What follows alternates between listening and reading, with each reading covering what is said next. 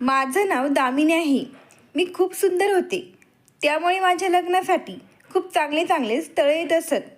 मी माझ्या आईवडिलांची एकुलती एक मुलगी होते. माझ्या वडिलांना वाटत होते की मी डॉक्टर होऊन त्यांचं नाव मोठं करावं. पण आई म्हणायची, तू तुझं शिक्षण सोडून दे. मी तुझं लग्न चांगल्या घरात लावून देईन.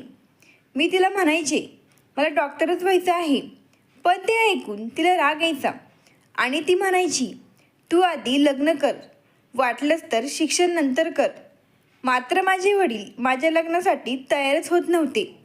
एके दिवशी माझ्या वडिलांचे एक जुने जिवलग मित्र आमच्या शहरात काही कामानिमित्त आले होते आणि माझ्या बाबांनाही त्यांना भेटायचं होतं. त्यामुळे बाबांनी त्यांना आमच्या घरी बोलावले. म्हणून आज सकाळपासूनच माझी आई आणि मी स्वयंपाक करण्यात व्यस्त होतो. दुपारच्या वेळी साधारणतः 2 वाजता बाबांचे मित्र आणि त्यांचा मुलगाही आला. माझ्या बाबांना त्यांचा मुलगा खूपच आवडला होता. तो एका मोठ्या हॉस्पिटलमध्ये डॉक्टर होता. आम्ही सर्वजण जेवण करत असताना बाबांनी त्यांच्या मित्राकडे माझ्यासाठी त्यांच्या मुलाला मागणं घातलं. त्यांच्याही डोक्यात तेच विचार चालू होते. त्यामुळे त्यांनी लगेचच या नात्यासाठी सहमती दर्शवली. मलाही तो मुलगा आवडला होता. कारण जेव्हा ते आमच्या घरी आले तेव्हा मी त्यांच्या मुलाला आमचं संपूर्ण घर दाखवलं. तेव्हा त्याच्या बोलण्यातून आणि वागणुकीतून तो खूप चांगला वाटला होता आणि माझं लग्नाचं वय निघून चालले होते. त्यामुळे माझंही या नात्यासाठी होकार होता. सर्वात महत्त्वाचे म्हणजे बाबांच्या मित्रांनी बाबांना सांगितले की तुमची मुलगी लग्नानंतरही डॉक्टर बनू शकते. हे ऐकून माझ्या वडिलांनी लग्नासाठी होकार दिला आणि काही दिवसातच आमचं लग्न झालं.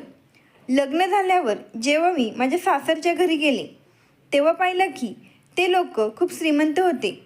बाबांनीही मला लग्नाआधी सांगितले होते की ते लोक खूप श्रीमंत आहेत आणि त्यांच्या घरात कशाचीच कमी नाही. लग्नानंतरचे माझे पुढचे दिवस एकदम मजेत चालले होते. त्यांच्या घरात अनेक नोकर चाकर काम करत होते. त्यामुळे मला कुठल्याच कामाला हातसुद्धा लावावा लागत नव्हता. परंतु एके दिवशी मी त्या घरात पायऱ्यांवरून पाय घसरून पडले आणि मला 8 दिवसांसाठी हॉस्पिटलमध्ये ॲडमिट व्हावे लागले. माझ्या पायाला मुका मार लागला होता. त्यामुळे डॉक्टरांनी मला काळजी घ्यायला सांगितले होते आणि आणखीन काही दिवस बेड रेस्ट सांगितले होते. जेव्हा मी हॉस्पिटलमधून घरी आले तेव्हा त्या घरात एक नवीन तरुण नोकर आला होता. त्या नोकराची नजर सतत माझ्यावर असायची. याबद्दल मी माझ्या पतीला सांगावे असे अनेकदा माझ्या मनात आले.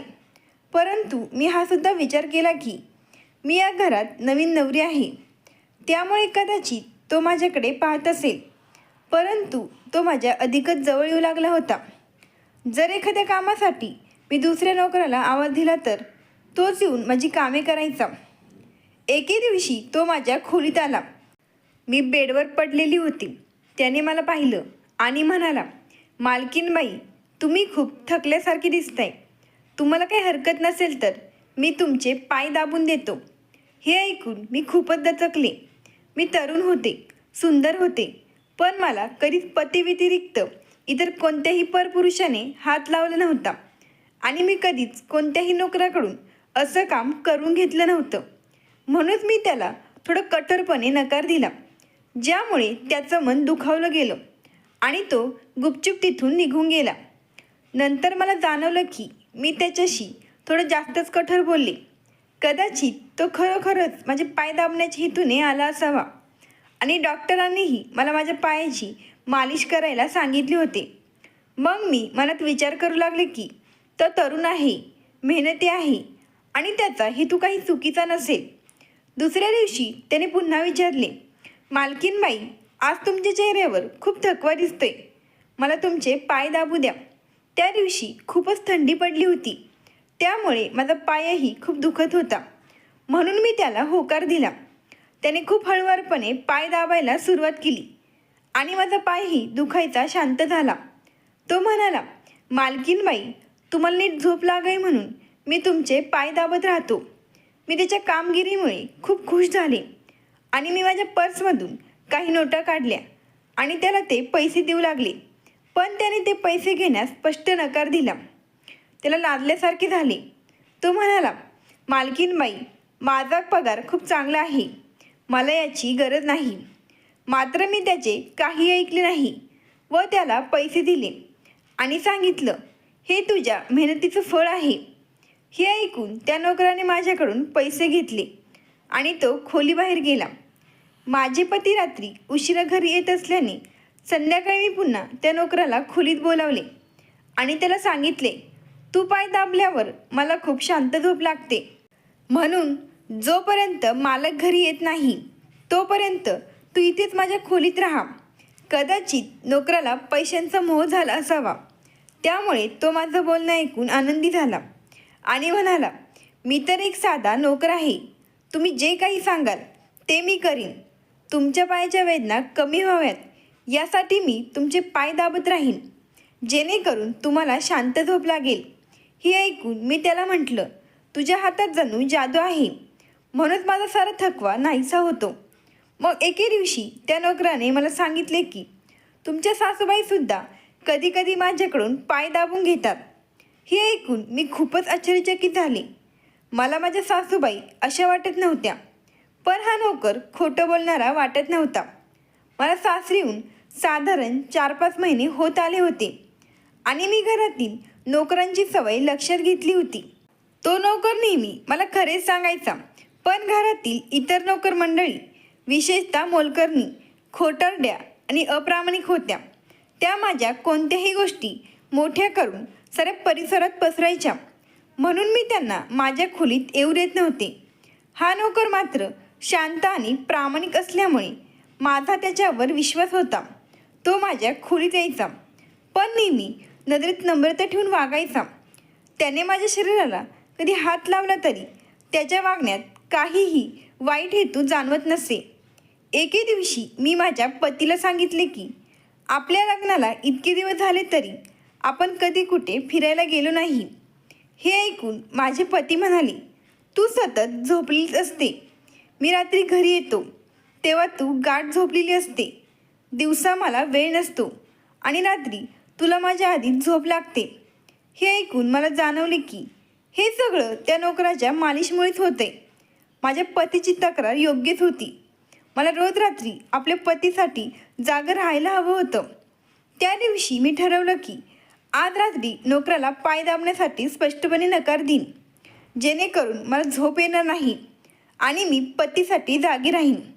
संध्याकाळी मी व्यवस्थित आंघोळ करून तयार झाले आणि नववधूप्रमाणे बेडवर बसले. तेव्हा तो नोकर खोलीत आला आणि त्याने मला माझ्या पायाची मालिश करून देण्याबाबत विचारले, पण मी त्याला स्पष्ट नकार दिला. हे ऐकून तो थोडा नाराज झाला आणि तिथून निघून गेला.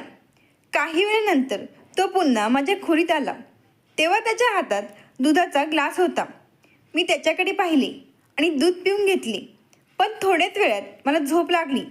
सकाळी उठल्यावर तो नोकर माझ्या खोलीत आला आणि त्याने मला विचारले, मालकीन, तुमच्यासाठी नाश्ता आणू का?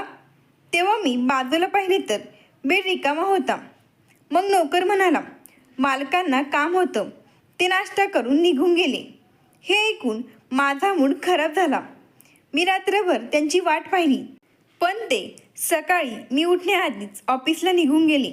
मग मी नोकराला सांगितले, माझ्यासाठी चहा घेऊन ये, माझं डोकं खूप गरगरते. त्यानंतर मी माझ्या शरीराकडे पाहिले तेव्हा मला धक्काच बसला. रात्री मी नववधूच्या पोशाखात होते, पण आता माझ्या अंगावर वेगळेच कपडे होते. माझ्या अंगावरचे दागिने मात्र तसेच होते. मला खूप गोंधळल्यासारखे वाटू लागले आणि माझं डोकंही खूप दुखायला लागलं आणि मला हा विचार करूनच चक्कर येऊ लागली की रात्री माझ्यासोबत काय घडलं आणि माझ्या खोलीत कोण होते आणि त्याने माझ्यासोबत काय केले. पण मला काहीच आठवत नव्हतं. मी घाबरून गेले आणि डोकं पकडून बसले. माझं संपूर्ण शरीर कचकच करत होतं. थोड्याच वेळात नोकर चहा घेऊन आला. त्या दिवशी माझे पती लवकरच घरी आले. तेव्हा मी त्यांच्यावर रागवले आणि म्हटलं, मी रात्री नववधूसारखी तयार होऊन तुमची वाट पाहत होते, पण तुम्ही आलाच नाहीत. यावर ते म्हणाले, मी रात्री खोलीत आलो होतो, पण तू गाढ झोपलेली होतीस, म्हणून मी तुला उठवलं नाही. हे ऐकून मी थोडी गोंधळली, परंतु माझे कपडे कोणी बदलले आणि माझी झोप पूर्ण होऊनही माझे शरीर दुखत का आहे हे मला समजत नव्हते. माझे पती म्हणाले, आज रात्री मला एक महत्त्वाच्या कामासाठी बाहेर जायचं आहे, परंतु आता मी 3-4 तास फ्री आहे. जर तू म्हणशील तर आपण बाहेर कुठेतरी फिरायला जाऊ शकतो. हे ऐकून माझा मूड चांगला झाला आणि मी रात्रीच्या सर्व गोष्टी विसरून आनंदाने तयार होऊ लागले. लग्नानंतर ही पहिलीच वेळ होती की आम्ही बाहेर कुठेतरी फिरायला चाललो होतो. मी पटापट तयार होऊ लागले. माझे पती बाहेर गाडीत बसून माझी वाट पाहत होते. तेवढ्यात माझ्या खोलीत तो नोकर आला आणि म्हणाला, मालकीन, तुम्ही बाहेर कुठे चालला आहात का? त्यावर मी उत्तर दिलं, हो, पण तू असं का विचारत आहे? त्यावर तो म्हणाला, मी तुमचा नोकर आहे, परंतु मला तुम्हाला एक सल्ला द्यायचा आहे. तुम्ही बाहेर जाऊ नका, नाहीतर तुमच्यासोबत काही विपरीत घडू शकते. हे ऐकून मला खूप राग आला आणि मी त्याला उत्तर दिलं, तू या घराचा फक्त नोकर आहेस, माझा नवरा बनायचा प्रयत्न करू नकोस. हे बोलून मी बाहेर निघून गेले. माहीत नाही मला कुठल्या गोष्टीचा इतका राग आला होता, पण मी त्याला खूप खडसावलं.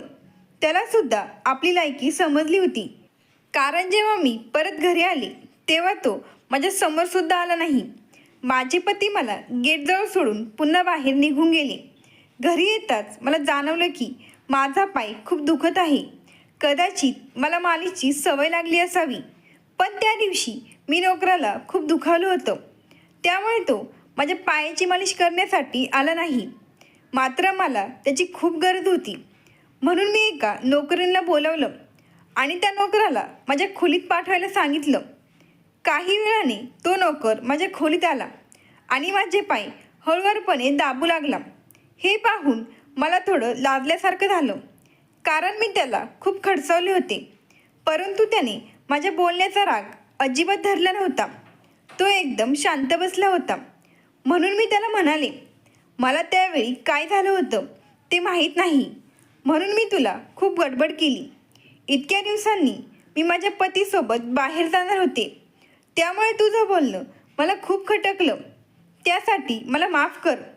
मी त्याची मालकीण होते आणि त्याला त्याच्या कामाचे पैसे देत होते, तरीही माझ्यात माणुसकी होती. म्हणूनच मालकीण असूनही मी त्याच्याकडे माफी मागितली, कारण तो फक्त नोकर नव्हता, तर तो सुद्धा एक माणूसच होता. माझं बोलणं ऐकून तो म्हणाला, मी तुमचा नोकर आहे आणि या कामासाठी मी तुमच्याकडून दर महिन्याला पगारही घेतो. जर तुम्ही रागात मला काही बोललं असेल तर ती माझी चूक होती.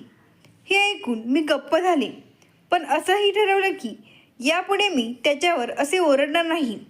रात्री तो उशिरापर्यंत माझे पाय दाबत राहिला आणि मला त्यानंतर गाढ झोप लागली. मला समजलं नाही की नोकर माझ्या खोलीतून बाहेर कधी गेला आणि माझा नवरा कधी खोलीत आला.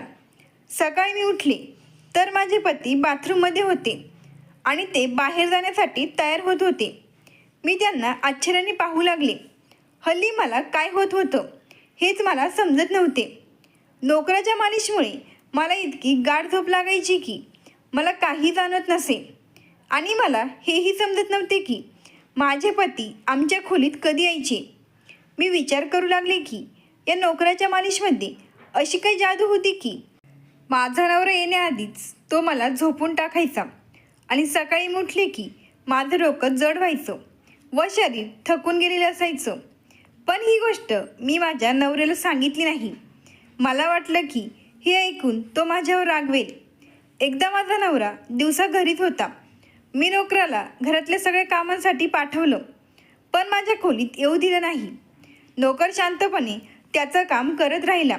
तो सुद्धा ही मालिशची गोष्ट कोणालाही सांगत नव्हता. हे पाहून मला समाधान वाटलं.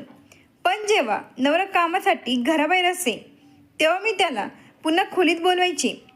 एकदा माझे पती अचानक घरी आले. मी त्याच वेळी नोकराकडून मालिश करून घेत होते. मला खूपच घाबरल्यासारखे झालं, पण नोकर चाणाक्ष होता. तो लगेचच दुसरं काम करू लागला, त्यामुळे नवऱ्याला काही संशय आला नाही. मी विचार करू लागले का कोण जाणे, पण मला फक्त त्या नोकराच्याच हातांची मालिश हवी असायची. त्याच्या हातात एक प्रकारची जादू होती. एके रात्री मी त्याला माझे पाय दाबायला सांगितले आणि मी झोपून गेले. सकाळी उठले तर माझे कपडे बदललेले होते. हे सगळं कोण करत होतं? माझा नवरा की काही वेगळं चाललं होतं? मी विचार करू लागले. पण जेव्हा मी आरशासमोर उभी राहिले तर माझ्या अंगावर लालसर निशाण दिसत होते. हे कसले निशाण होते? मी त्यांना हाताने पुसू लागले, पण ते काही पुसले जात नव्हते. दुसऱ्या दिवशी मी पुन्हा माझ्या शरीराकडे पाहिले तर डाग कमी होण्याऐवजी आणखीनच पसरू लागले होते. मी खूप घाबरले होते. त्याचवेळी माझ्या खोलीत नोकर आला आणि मी त्याला ते डाग दिसू नयेत म्हणून फक्त पाय दाबण्यास सांगितले. त्याने काही विचारले नाही, पण मी आतून खूप घाबरले होते. मला सतत वाटत होते की जर माझ्या नवऱ्याला हे डाग दिसले तर त्याला मी काय सांगू? विचारांच्या कल्लोळात मी अगदी थकून गेले होते. नोकर माझ्या पायांची मालिश करू लागला आणि माझ्या डोळ्यांवर झोप येऊ लागली.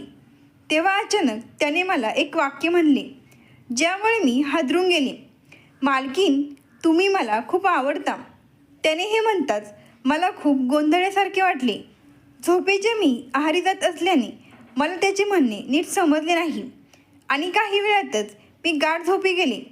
सकाळी जेव्हा डोळे उघडले तेव्हा माझे पती माझ्या शेजारी झोपले होते. माझे डोके जड झाले होते आणि शरीर वेदनेने भरले होते. तरीही मी माझ्या नवऱ्याच्या जवळ गेले आणि त्याला हळूच माझ्या शरीरावरच्या डागांविषयी सांगितले.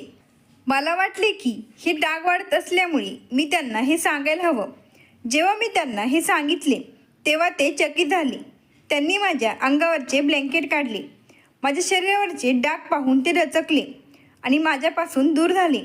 ते म्हणाले, तू मला फसवलं आहेस, माझा विश्वासघात केला आहेस आणि तुला त्याचीच ही शिक्षा मिळाली आहे. त्यांनी पुढे असेही म्हटले, हा काही आजार नाही, ही तुला देवाने शिक्षा दिली आहे. माझ्यात असे काय कमी होते जे तू दुसऱ्या पुरुषाला निवडलेस? मी कामात बिझी असलो तरी जिवंत होतो. मी काही मेलो नव्हतो. त्यांच्या आरोपांवर मी स्तब्ध झाले. मी त्यांना सांगितले, तुम्ही हे काय म्हणताय? मी निर्दोष आहे. पण त्यांनी माझ्यावर विश्वास ठेवला नाही. त्यांनी मला घरातून हाकलून दिले. त्यानंतर रडत रडत मी माझ्या आईवडिलांच्या घरी गेले आणि त्यांना माझ्या निरपराधित्वाचा विश्वास दिला. मग त्यांनी माझ्यावर विश्वास ठेवला आणि माझ्या नवऱ्याची समजूत काढायची ठरवले.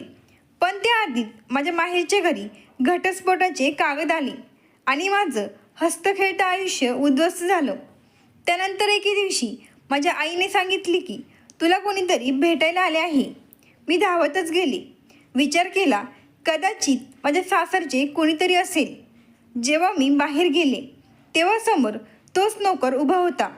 मी त्याला माझ्या माहेरच्या घरी येण्याचे कारण विचारले तर तो म्हणाला, मी तुमच्या शरीरावरच्या डागांबद्दल काही सांगू इच्छितो. त्याच्या वाक्याने मी स्तब्ध झाले. मी त्याला जोरात पकडले आणि त्याला म्हणाले, मला खरं सांग, माझ्या शरीरावर हे डाग कशामुळे आले? मालिकच्या नावाखाली तू माझ्यासोबत काय करत होतास? हे ऐकून नोकराने माझे हात पकडले आणि म्हणाला, माझं खरं नाव राजेश आहे. मी तुझ्यासोबत युनिव्हर्सिटीमध्ये शिक्षण घेत होतो. त्यावेळी मी तुला पाहता तुझ्या प्रेमात पडलो होतो. मलासुद्धा तुझ्यासारखेच डॉक्टर व्हायचे होते. मी सिनियर कॉलेजमध्ये होतो आणि माझे लास्टचे वर्ष होते व तुझे ते पहिलेच वर्ष होते. मी विचार केला की जेव्हा मी डॉक्टर होईल तेव्हा मी तुझ्या वडिलांकडे तुला लग्नासाठी मागणी घालेल.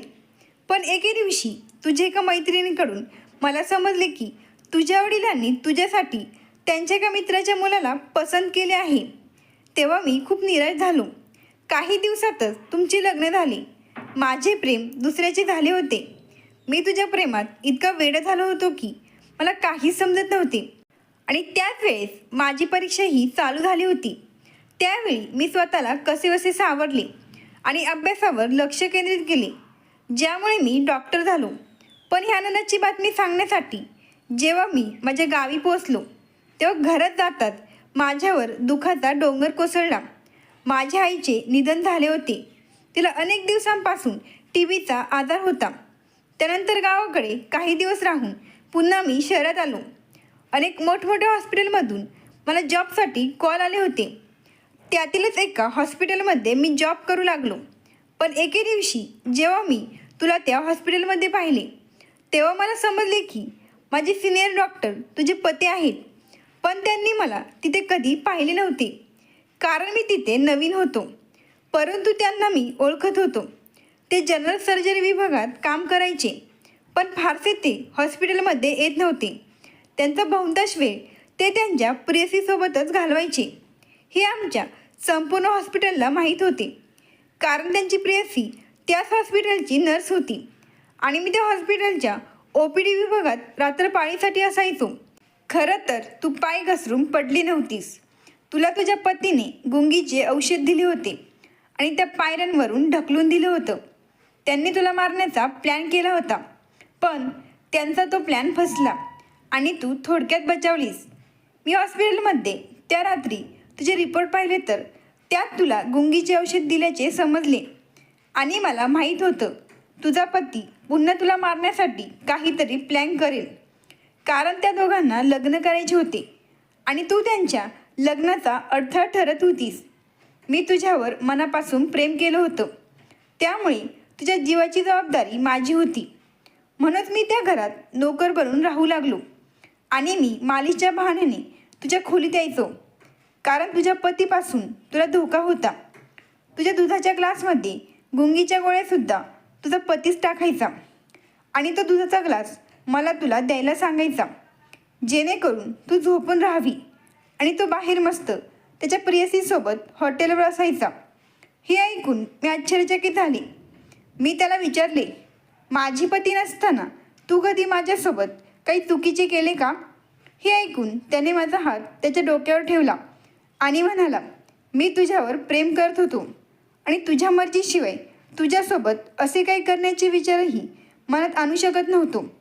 जर मी मनात आणले असते तर संधीचा फायदा घेऊ शकलो असतो, पण मी तुझ्यावर मनापासून प्रेम केले होते, त्यामुळे असे काही विचार माझ्या मनातही आले नाही. हे ऐकल्यावर मी त्या लाल डागांकडे इशारा केला जे माझ्या शरीरावर होते. हे ऐकून तो हसू लागला आणि म्हणाला, मी डॉक्टर आहे. हे फक्त त्या गुंगीच्या औषधांचे इन्फेक्शन आहे. त्यांनी माझी खरंच खूप काळजी घेतली होती. हवे तर त्याने माझ्यासोबत खूप काही चुकीचे केले असते, पण त्याने तसे काही केले नाही, कारण माझे पती मला गुंगीचे औषध देऊन रात्रभर त्या महिलेसोबत हॉटेलवर असायचे. हे खरे होते आणि काही दिवसातच त्यांनी लग्नही केले. माझ्या नवऱ्याने माझ्यासोबत केलेल्या गुन्ह्याचे माझ्याकडे काही पुरावे नव्हते, जेणेकरून मी त्याची पोलिसात कंप्लेंट करू शकेल आणि मला अशा माणसासोबत राहायचंही नव्हतं. जर त्याने स्वतः मला सांगितले असते तर मीच त्याला घटस्फोट दिला असता. राजेशचे जरी माझ्यावर एकतर्फी प्रेम असले तरी त्याचे माझ्यावर खूप प्रेम होते. नंतर त्याच्यावर विश्वास ठेवून मी त्याच्याशी लग्न केले. लग्नानंतर राजेशने माझे पुढील शिक्षण पुन्हा चालू केले आणि माझे स्वप्न पूर्ण केले. आज आम्ही एका हॉस्पिटलमध्ये दोघेही डॉक्टर आहोत आणि प्रामाणिकपणे लोकांची सेवा करत आहोत. माझे शिक्षण चालू असताना मला एक मुलगा झाला होता. आता तो 5 वर्षांचा आहे. ही छोटीशी गोष्ट तुम्हाला कशी वाटली ते जरूर सांगा आणि आवडल्यास लगेच सबस्क्राईब करा. धन्यवाद. आभारी आहोत.